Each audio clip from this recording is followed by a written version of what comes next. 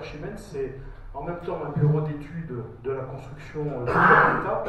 Notre siège est à Dijon avec une agence à Paris. Nous ouvrons le mois prochain l'agence à Lyon, sur Lyon-Pardieu. Et dans 2 ans, il est prévu qu'il y ait une antenne ici à Clermont-Ferrand. Voilà, donc parce que le pays nous plaît et parce qu'il y a certainement plein de choses à faire ici. Donc voilà un petit peu pour les annonces. Donc 2 casquettes, une casquette bureau d'études où nous pratiquons le BIM, on va en parler au moment de la conception, de la construction, et puis une passion sur tout ce qui touche l'ingénierie, l'innovation numérique à travers le cycle de vie du bâtiment. Donc ça c'est quelque chose qui nous passionne depuis très longtemps, depuis la création de la société il y a 22 ans. Et il y a une dizaine d'années, on a été un peu fou puisqu'on s'est lancé dans le BIM pour la gestion technique de patrimoine immobilier, alors que dans les années 2001-2002, le BIM on en parlait, mais franchement pas beaucoup. Si j'entends ça dire que c'est encore pas au point, etc., il y a 10 ans, se lancer dans le BIM, alors que tout le monde était sous AutoCAD, c'était pas franchement évident. Donc on a fait le pari à l'époque de la maquette numérique, du BIM destiné aux maîtres d'ouvrage, alors que le marché n'existe pas encore totalement aujourd'hui, donc autant dire qu'on est parti très en avance. Et on a eu la chance de répondre à un appel d'offres à l'époque du Conseil régional de Bourgogne, à qui on a répondu en BIM, en disant on va vous bâtir une gestion technique de patrimoine en BIM. Et on l'a gagné, et sur cette démarche un peu folle, de dire ok, maintenant toute la structuration en fait, du patrimoine va se faire autour de maquettes numériques qui auront été constituées au départ sous forme de maquettes que l'on dessinait dans Revit, que l'on intégrait progressivement dans Active 3D.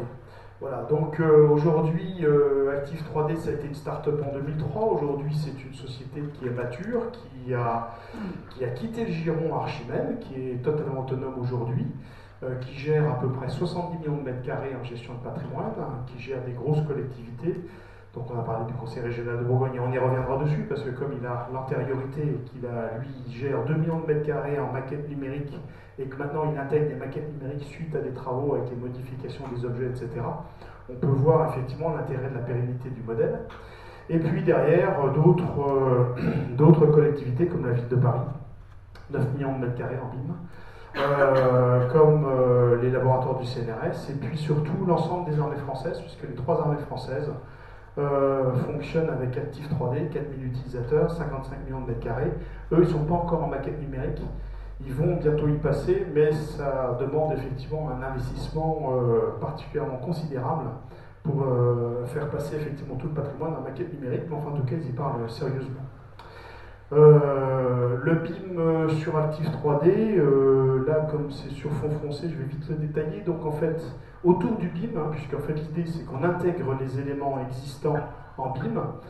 Donc la présentation d'impact sur l'aspect nuage de points, il y a 7 ou 8 ans, c'était quasiment impossible. Aujourd'hui, effectivement, on a quand même des évolutions qui sont tout à fait majeures, sans citer de marque, mais c'est vrai que autour des outils type Faro, beaucoup d'acteurs maintenant font de l'intégration, Leica ou autres font de l'intégration de nuages de points, reprennent ces nuages de points et les intègrent sous forme de maquettes numériques sur des coûts, pour répondre en coûts, entre 2,50 € du mètre carré selon ce que l'on veut acquérir en objet, jusqu'à 7 € à 8 € du mètre carré en fonction de la précision qu'on attend de la maquette numérique. Et une fois qu'on a la maquette numérique, on va pouvoir faire pas mal de choses. On va pouvoir gérer bien entendu des carnets de bord, des carnets de santé, on va pouvoir gérer des notions de contrat, garantie sur l'ensemble des équipements, on va pouvoir gérer la maintenance et l'intervention.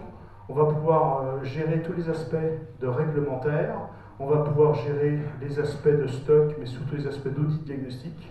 On va pouvoir gérer des notions de programmation budgétaire, de plan pluriannuel d'entretien et des notions de performance énergétique.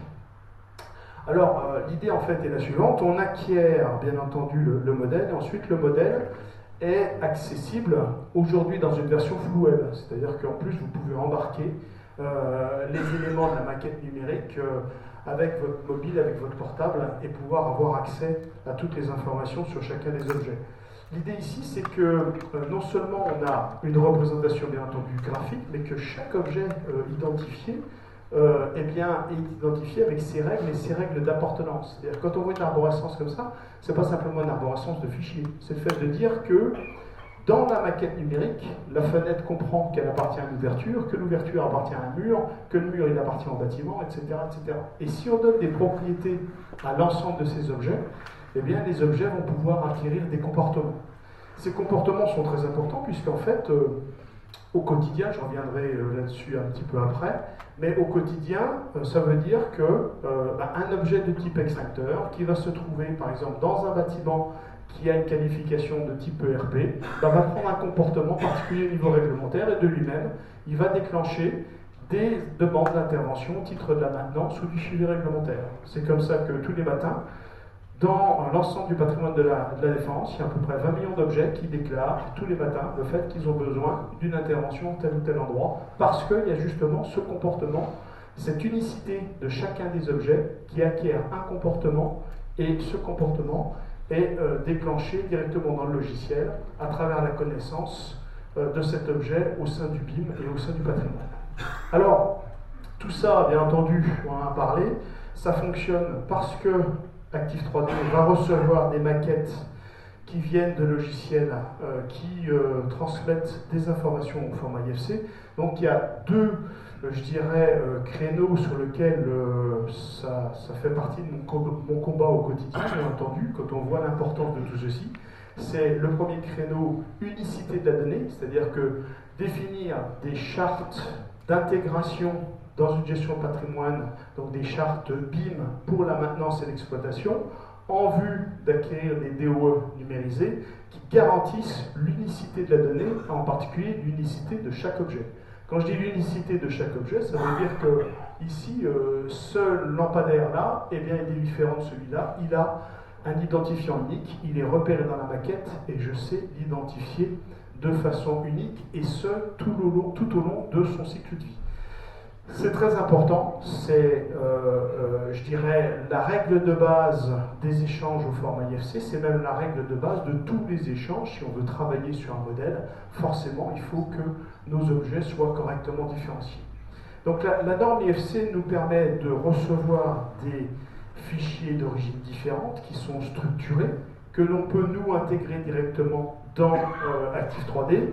Bon, dans Active 3D, quand vous intégrez les modèles, il y a quand même un certain nombre de filtres. On vérifie qu'effectivement, les objets, il n'y a pas un objet qui s'appelle pareil et puis qui est différent, etc., etc. Mais globalement, la norme maintenant est assez bien traitée par les logiciels qui reçoivent la labellisation, ici IFC, en particulier de 2X3 et dans leur nouvelle version 2.0.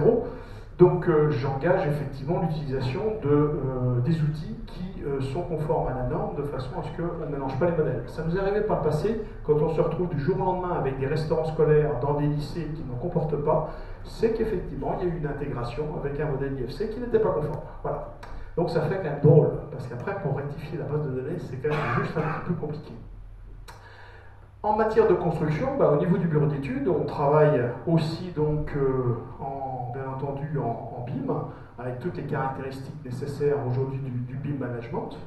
Pour rien vous cacher, on travaille essentiellement effectivement sur Revit, on l'a dit tout à l'heure, on travaille aussi avec les systèmes Revit Server, BIM 360 et autres. Et à la fin effectivement de nos environnements de conception et d'intégration, tout ça, ça atterrit naturellement dans Active 3D pour pouvoir fournir la maquette attendue par le client. Quand on dit la maquette, c'est donc une forme de DOE numérisée. Là encore, bien entendu, il ne faut pas s'attendre à tout recevoir. Je dirais que lorsqu'on regarde le niveau de détail des maquettes, les niveaux de détail sont extrêmement détaillés quand on arrive au stade de l'exé. Après, derrière, au niveau de l'exploitation, on a besoin, entre guillemets, de moins de détails. En quoi ça peut m'intéresser au quotidien de garder dans ma maquette la totalité de la description du massif de ce poteau-là si j'en ai pas besoin au quotidien. Ça va alourdir mes maquettes, ça va alourdir mes fichiers. Lorsque je vais vouloir transférer de la donnée via mes outils de type portable ou outils connectés, ça va être très difficile, etc. Donc on aura plutôt tendance en exploitation à chercher à avoir des maquettes d'exploitation qui sont au contraire plus dépouillés de façon à mieux les manipuler. Donc ça fait l'objet effectivement de déclinaisons que l'on mettra en œuvre dans les chartes BIM nécessaires. Alors, pour donner une petite explication à tout ça, pour toucher du vrai, le BIM en région Bourgogne, ça a commencé effectivement en 2003. En 2004, donc, le choix avait été fait sur Active 3D. Il a fallu à peu près 8 ans pour que 850 maquettes architecturales soient aujourd'hui 1 382 099 m², surface tenue à jour au quotidien aujourd'hui par la région, chose qui n'était pas forcément le cas avant. On rigole, mais beaucoup de collectivités se cherchent et il y en a beaucoup qui, à l'occasion de l'activation d'un logiciel de gestion de patrimoine, eh bien, c'est l'occasion effectivement de faire un inventaire précis et de trouver des bâtiments qui vous appartiennent et parfois des bâtiments qui ne nous appartiennent pas, mais qui sont toujours dans notre patrimoine. Eh bien, l'avantage effectivement d'avoir des données BIMées et qui sont mises à jour, c'est qu'on a cette connaissance-là de façon non plus intuitive, mais quasi parfaite. Donc les relevés ont été faits. À l'époque, on parlait pas trop de nuages de points parce que c'était pas suffisamment pointu. Donc beaucoup de relevés ont été faits classiquement au disto et avec des méthodes traditionnelles, puis ensuite intégrés sous Revit, puis ensuite directement intégrés dans Active 3D. Pour faire quoi? Pour faire de la gestion de travaux, de la gestion de risque, de la gestion de la maintenance, de la gestion d'énergie et bien entendu de l'information, de la sensibilisation, en particulier au niveau des élus. Donc deux exemples qui vont être montrés rapidement, de lycées, avec des contextes qui sont différents, des contextes de lycée historique dans un cas et de lycée, je dirais, plus moderne dans l'autre cas. Avec ici des intégrations au fur et à mesure. Ce qui est intéressant, c'est que en France, en fait, on a tendance à dire ça ne marche pas tant que tout ne marche pas correctement à 100%. Voilà. Alors que les Américains, ça marche à partir du moment où il y a 0,5% de choses qui marchent. On en fait déjà un truc sur YouTube et on trouve que c'est fantastique. Et d'ailleurs, vous remarquerez que les réflexions dans cette salle de cette journée-là n'ont pas coupé effectivement à cette tradition. Donc, oui, si on veut qu'il y ait tous les objets, y compris le détail de chaque prise de courant, autant dire qu'on n'y arrive jamais, que les fichiers sont colossaux et que, en plus, derrière ça, ça va faire tellement d'objets à gérer au quotidien que de toute façon, on ne trouvera personne aux manettes pour tenir à jour la donnée. Donc, à un moment donné, il faut trouver un arbitrage qui soit cohérent entre la constitution des maquettes que l'on veut réaliser au niveau exploitation, les données que l'on veut maintenir à jour, celles que l'on veut réellement gérer, et celles pour lesquelles on verra plus tard, quand on aura déjà fait ça, et qu'on sera assuré qu'on a les moyens de faire mieux et de façon complémentaire. Donc c'est ce qu'a fait la région Bourgogne. Ils ont commencé par modéliser toute l'enveloppe. On a eu toutes les enveloppes, les espaces, les cloisons, les portes, etc. Et puis on intègre petit à petit ensuite tous les équipements aéroliques, chauffage, climatisation, etc. pour enrichir petit à petit au fur et à mesure des travaux l'ensemble des éléments. Ce qui fait qu'on arrive quand même malgré tout à intégrer des éléments qui sont intéressants et différenciants et intégrés dans les maquettes. Ici, ce qui est intéressant, c'est que cette intégration-là a été faite par un bureau d'études qui n'est pas Archimède, que nous ne connaissons pas, je crois qu'il est sur Orléans, qui travaille avec Nova, donc avec un logiciel qui n'est pas du tout un logiciel, je dirais, le logiciel d'origine qui a permis de pouvoir faire les maquettes, et pour autant, ça nous a servi effectivement l'ensemble des caractéristiques objets, IFC Flow Controller, IFC Flow Terminal, etc., l'ensemble des éléments qui nous permettent de pouvoir renseigner correctement les éléments de la gestion de patrimoine Active 3D.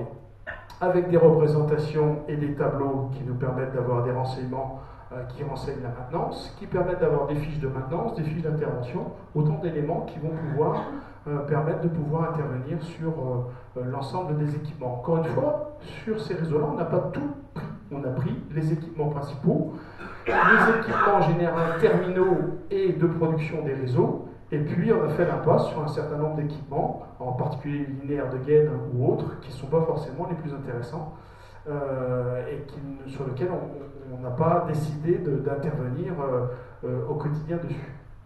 Voilà, donc l'idée est là, c'est qu'une fois qu'on intègre ces éléments petit à petit, on va avoir des objets qui vont pouvoir adopter leur propre comportement et c'est eux-mêmes qui vont signaler dans la base de données patrimoniale et qui vont pouvoir déclencher des interventions, voire même les déclencher avec maintenant des outils connectés directement près des intervenants qui vont pouvoir avoir accès via le web à la connaissance ici de la base de données patrimoniale. Alors le BIM Audit dans Active 3D, c'est un module complémentaire. C'est un module qui va permettre non seulement de pouvoir avoir des accès de données ici BIM à l'aide de la tablette, hein, c'est-à-dire qu'on va pouvoir télécharger de la base de données Active 3D les éléments qui nous permettent de faire l'audit, de partir sur le terrain. Hein. C'est le cas de l'armée qui part tous les jours, qui part avec effectivement ici sur la tablette des éléments de son patrimoine, qui va faire un certain nombre de relevés, et ensuite, lorsque le relevé a été fait, on va le télécharger directement sur le serveur central d'Active 3D, qui va remettre à jour les éléments de base de la maquette. Ces éléments de base de la maquette, on peut les compléter. On peut les compléter avec, cette fois-ci, des fiches audit qui sont un peu plus, je dirais, classique. Hein. Ici, c'est un outil en fait que l'on a développé sur Excel, mais toutes les structures ici sont normalisées, c'est-à-dire que chaque fois que vous avez un petit faillon comme ça représente effectivement une caractéristique d'un objet dans Active 3D, et donc forcément, elle est structurée, et la saisie est structurante, de façon à ce que les auditeurs ne puissent pas saisir n'importe quoi.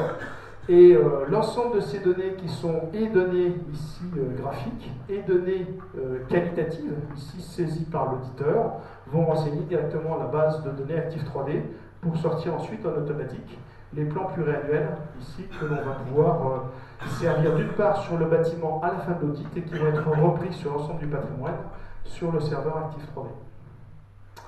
Voilà, donc on prend donc en compte les enjeux du BIM au niveau de la construction. Au niveau de l'exploitation, petit à petit, les maîtres d'ouvrage commencent à se rendre compte que c'est un élément clé de valorisation de l'actif immobilier. On vend quand même mieux son actif immobilier quand il est BIMé et qu'il dispose d'un certain nombre d'informations correctes sur son bâtiment. Le ROI est souvent inférieur à 1 an. Alors, le ROI est souvent inférieur à 1 an parce que dans bien des cas, il nous est arrivé le fait qu'on découvre effectivement des bâtiments, des surfaces par exemple, qui ne nous appartiennent plus mais qu'on continue d'entretenir. Le fait de découvrir ça et d'avoir une base de données unique permet effectivement de pouvoir surseoir un certain nombre de travaux.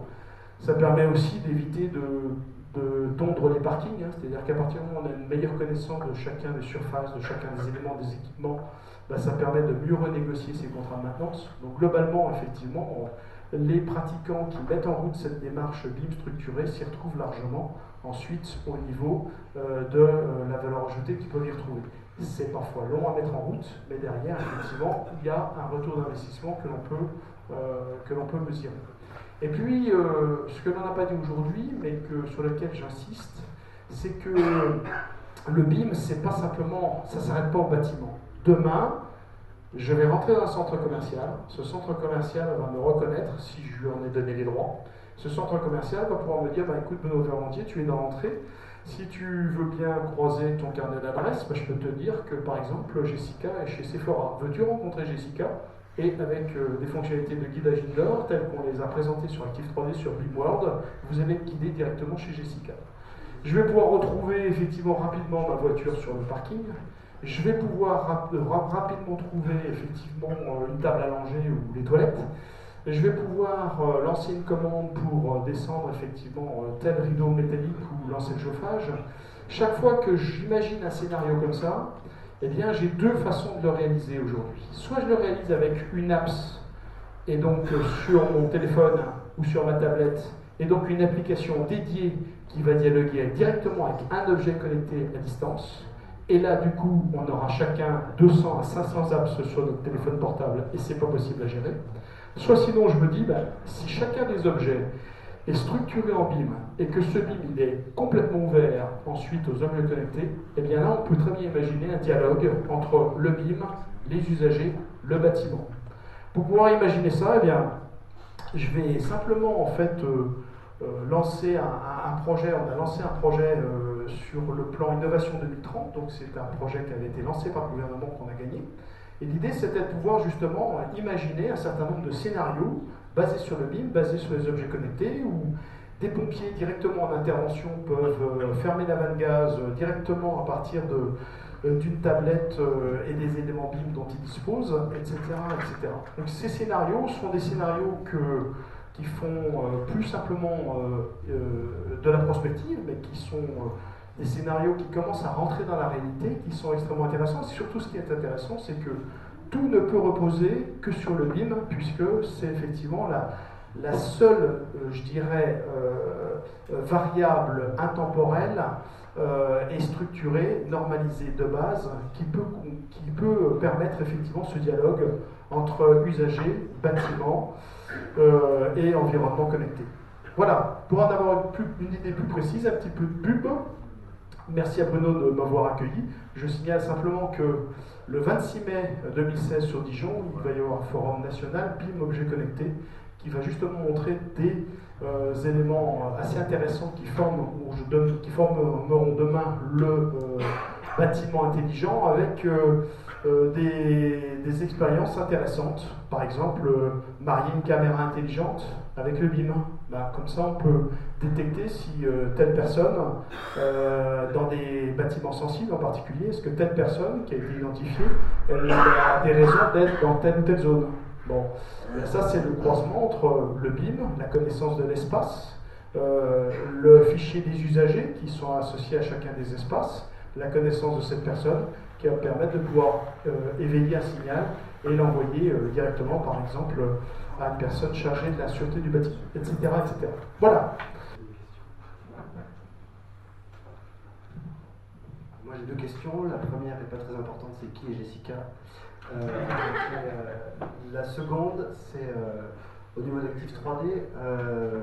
Active 3D mange indifféremment de l'IFC et du Revit que de l'IFC. Et si ça mange les deux, quand ça récupère un fichier RVT, est-ce qu'on récupère plus d'infos que dans l'IFC? Comment tout ça se passe? Alors, paradoxalement, Active 3D ne mange pas de RVT. Active 3D ne mange que de l'IFC. Mais on mange par contre les IFC de plusieurs logiciels et pas simplement de Revit. On a donc, comme on a vu sur des maquettes, on a des maquettes qui nous viennent de Revit, de Archicad, de Allplan, de logiciels différents. Et Active 3D, lui, en fait, intervient en phase finale dans le cycle de vie du bâtiment.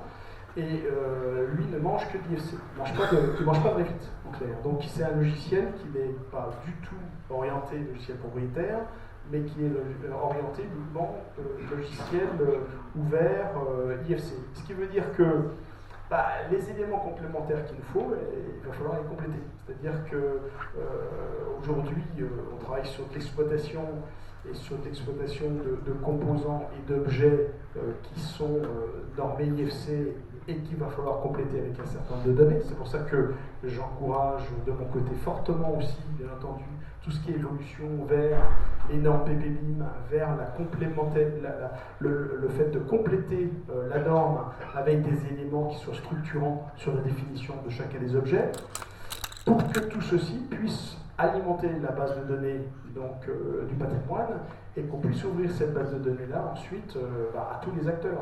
L'idée, c'est que, il faut se dire une chose, c'est que dans 7 ans, j'ai vu monsieur, je crois qu'il est de FH Énergie, si je ne me souviens bien, dans 7 ans, il est comme moi, et peut-être moins, peut-être plus, je ne sais pas, mais bref, toujours est-il que dès qu'on blanchit un peu, on va être un peu marqué par la retraite. Il y a 70% quand même du personnel de maintenance en FM Management qui va partir en retraite dans 7 ans. Donc ça veut dire que quand il va falloir renouveler effectivement notre personnel, je ne pense pas qu'on leur donnera des carnets de chaufferie papier. Ça va être effectivement de la tablette, ça va être des outils connectés, ça va être un certain nombre de choses comme ça. Alors quand on dit on n'est pas prêt aujourd'hui, tout ça va s'accélérer, mais à une vitesse grand V. Ce que je vois aujourd'hui en évolution autour du BIM prend des allures d'accélération qui n'a rien à voir par rapport à ce que l'on a connu pendant les 10 années passées. Tu veux dire que l'accélération est en train d'augmenter? Et donc une petite question pour la bonne bouche. Est-ce que ça fait de la GMAO? Ça fait de la GMAO, hein, c'est-à-dire que ça fait effectivement de la GMAO. On déclenche des ordres de maintenance, donc il y a toute une approche de gestion de maintenance dans Active 3D avec des demandes d'intervention qui sont faites par les utilisateurs. Donc par exemple à l'université de Nice, un étudiant peut dire tiens j'ai vu quelque chose il est sur son portable, il envoie effectivement une demande d'intervention. Cette demande d'intervention, donc demain, avec son portable, à l'Université de Nice, il va pouvoir aussi connaître, par exemple, ma salle de cours, la 203, est-ce que mon cours va bien se tenir dans la 203 ou pas dans la 203, bon, etc. C'est-à-dire qu'on va constituer autour du BIM tout un tas d'applications à valeur ajoutée pour des applications qui sont radicalement différentes. Et ces demandes d'intervention, ensuite, elles sont transférées au site central qui les transforme ensuite en ordre de maintenance. Et ces ordres de maintenance alimentent soit, une fois validé par le coordinateur, déclenche soit un ordre de maintenance immédiat, soit une demande d'intervention auprès d'un intervenant extérieur, etc. Dernière question, est-ce qu'à un moment, ça s'orientera vers la GTB? C'est-à-dire que ça... Alors, c'est pas connecté, la panne sera détectée et on pourra envoyer l'ordre de changement ou de d'autoricité d'éléments. Alors, tout à fait. Enfin, moi pour le moment, je dirais même qu'à la limite, on dit la GTB. Je pense que demain, avec les objets connectés, les objets vont envoyer d'eux-mêmes des ordres auprès d'un système d'information. Est-ce qu'on appellera ça la GTB? Est-ce qu'on a... Bon, mais vont envoyer eux-mêmes, par exemple, une CTA, elle va envoyer son alerte de filtre d'encrassement, de filtre, par exemple, d'elle-même. Et à partir de ce moment-là, ou un niveau d'encrassement qui nous permettra de dire, il va falloir qu'on programme une intervention, effectivement, à telle date. Et c'est là qu'on rentre, effectivement, dans la gestion de données massives, dans le big data, mais qui va nous permettre de pouvoir optimiser beaucoup plus les interventions de maintenance, puisqu'on essaiera d'anticiper beaucoup plus les choses et intervenir juste au bon moment.